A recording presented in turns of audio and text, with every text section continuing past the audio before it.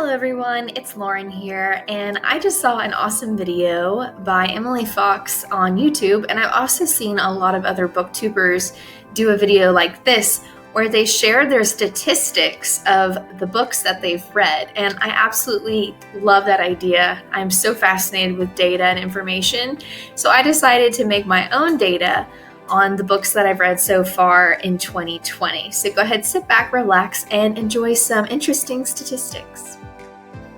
So the first tab that I want to talk to you guys about is how many books I read every month of the year. So far in 2020, I've done pretty good. I've read about a total of, somewhere between 50 and 60 books. Now on Goodreads, it says that I've read a total of about, 66. And in those, on Goodreads, I'm including children's literature that I've read for tutoring purposes and teaching purposes. But for this video, I've left that data out on purpose because I want to see the books that I choose besides work. Most of the time, I read anywhere between 8 to 11 books so far every month. The only month that is blaringly different from the others is February. And then it looks like in January, I probably had a lot of time to read because I was still on Christmas break. And then when school started up again, it looks like my total started to plummet a little bit because of school.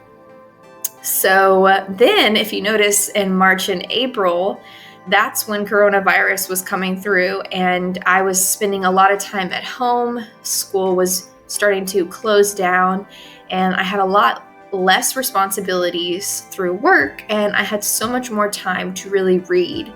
And I also spent a lot of time watching other people, booktubers on YouTube, and I really got interested in a lot of different genres and got really excited about reading again. So March and April, I've read 11 books in both those months, and then in May it kind of fell again a little bit.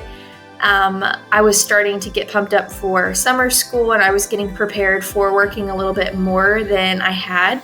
So in June, I did read 10 books still, even though I was teaching summer school 4 days out of the week. So it looks pretty evened out whenever you see it in a pie chart. February is obviously definitely a big difference compared to the other months.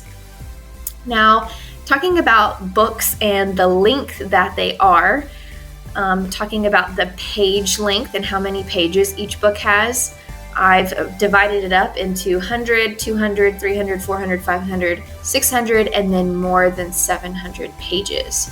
So typically, I average about the middleman number of pages. So anywhere between 300 to 400 pages are the typical length of books that I like to read or just happen to read. And then it's kind of cool because you can kind of tell it kind of drops off on both ends with 200 to 300 and 400 to 500 kind of both getting a little bit lower. And then 100 to 200 and 500 to 600 get a little bit lower. And I apparently haven't read any 600 to 700 page books this year, but I have read one book that was over 700 pages. That was An Imaginary Friend by Steve Chbosky. So that was very interesting. Another thing that I really found fascinating was seeing how much books I've read according to genre. And so I was very surprised to see how many books on fantasy that I've actually read this year. I don't know if that's typical since this is the first year I've done any book stats. I'll have to maybe go back and look and see what 2019 looked like, but I feel like I read a lot more horror the past few years when I was reading a lot more than fantasy. And I was also really surprised to see how low thriller and mystery were. But you also have to realize that a lot of books are more than one genre technically. A lot of them overlap. And so what I tried to do was I went on Goodreads and whichever tag was the highest was the one that I chose. So I could only choose one genre for each book. And I chose whichever one that was the strongest in and which one it was tagged the most in. I've read several nonfiction books. I'm kind of surprised. I thought that would be kind of low. I haven't read, I feel like, as many as I have in the past, but I've caught up a little bit by reading some short nonfiction books recently. And historical fiction is a really high category too. I've really started to enjoy reading historical fiction and didn't realize that this number was that high. I thought, oh yeah, it'll be like horror and mystery, because a lot of times I'll tell people that's like my favorite genre, horror, thriller, mystery. But it's kind of interesting to see the numbers be higher in different genres. Now for age group, I divided it between adult and young adult, and it's very clear that I like to read adult much better than I enjoy reading young adult. And I've actually kind of not really read a lot of young adult, I feel like, until this year. I kind of have seen some other booktubers who are my age still read young adult novels and really enjoy them, so I decided to give some of them a chance this year. And so actually my number would probably be a lot lower if it wasn't for some of the booktubers that I've been watching. Average rating. So this is from Goodreads. I have rated all of these books, and I went back through and I numbered how many books that I have rated. And I'm surprised to see that I did not finish 6 books. So the 1 stars are pretty much my did not finish. Maybe 1 or 2 of them I did finish, but there was several of them that I didn't finish at all, and that was about 10% of the books that I'd read. And I was actually really proud of this score, because I feel like I used to believe that if I couldn't finish the book and I couldn't push myself through it, that made me a bad reader. But as a teacher, I've learned through college and just through other good readers that that's actually a thing that really good readers do, is that they know when they're not interested anymore, and that they're okay with putting the book down and not finishing it. That makes someone actually a really good reader, is when they know when they're comfortable and when they're not comfortable, and they're okay with putting the book down, saving it for later, or just giving it away to someone who might enjoy it more than you do. So I've tried doing that this year, and I've been a happier reader for sure. I've read more books, and I've enjoyed myself a lot more by putting a lot of the books I don't like on my did not finish list. I gave 8 2 stars, 9 3 stars, 18 4 stars, and 16 5 stars. Now, some people say, well, it's kind of bad that if you give so many 5 stars out, but I look at it as I'm really good at picking books, or I'm a lot better at picking books that I actually do enjoy recently. I feel like in the past, I would just kind of guess. I've been a little more adventurous, so I'm still surprised that number's really high. So it just means that I've gotten a lot of good recommendations. I've done a lot of research. Before 2020 began, I sat down and made a list of all the books that I wanted to read in 2020, and I separated them into 4 groups by seasons. So winter, spring, summer, and fall. And so that has actually, I felt like, made it so much easier for me to pick up a book, and I'm reading a lot more because I'm so much more structured and organized, and I have a plan for what I'm going to read next. Now, this doesn't mean that if I see a book on the list and I'm not interested in it, I a lot of times will just take that book off, and then I will substitute it for a book that I recently am interested in.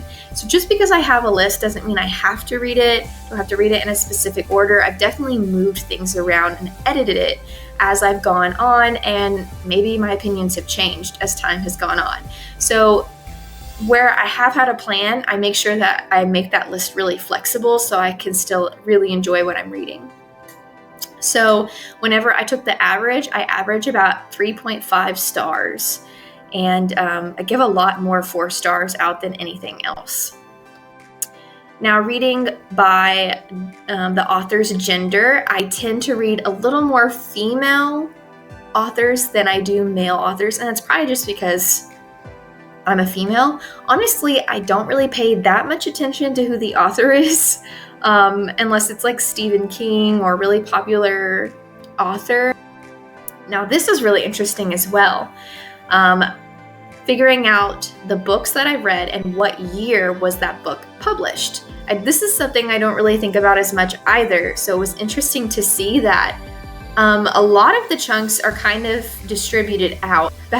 Before the 1900s, I've only read one book that was from the 1800s, and only one between the 30s and the 60s, only one in the 70s and 80s. Now, this one really shocked me, but I just realized that I read a lot more of Stephen King's more recent work in this past year, instead of, I've already kind of read a lot of his older works. And so I was expecting this number to be higher than 1, but surprise, surprise, because some of his books I've read have actually been from the 90s and from the 2000s. So most of the books I read are obviously brand new books. 2019, I've read 16 books that were published just within like the past year. And then my next highest was books from 2011 to 2016. So that was interesting as well. You could definitely tell that it gets higher and higher, and then it just spikes in 2019. This is the percentage of how many books have I bought this year and how many books have I borrowed this year in 2020.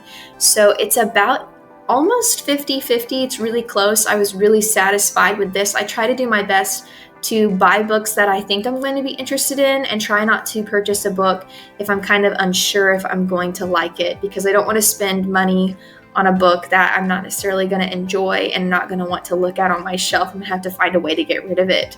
And I that really frustrates me sometimes. So I did pretty well. I owned about 57% so far of the books that I've read in 2020, and I've borrowed about 42% of the books that I've read this year. So it's almost 50-50. I was really impressed with those numbers. And then here's my last statistic so far for 2020. It's the format of the book. And it's really cool because it's pretty much 50-50 digital books and physical hard copy books. So ebook and audiobook, I kind of put on the left side, and then on the right side is physical hard copy of books. And so it's pretty much, when you put the ebook and the audiobook together, it's pretty much 50-50. I thought that was really interesting. I definitely love the feel of having a book in your hand, but I also love how an ebook, I can just take my Kindle or even my phone, and I can just read anywhere and have several books at one time on my phone. Audiobooks are not my favorite books, to be honest, but I'm really proud. I've read 9 audiobooks this year. Some of those have been on Audible. I do subscribe to that. And the others have been books that I borrowed from the library, and they have a lot of audiobooks in their online library. So this has been super fun, super interesting, sharing my stats with you guys. If you have any other questions or any other statistics that you think I should compare, definitely let me know in the comments. What are some of your stats? Have you ever thought about the books that you've read and the statistics behind what you're reading and all of these different categories? I really hadn't put much thought into it until recently. So I hope you enjoyed that, and I hope you guys have a great day.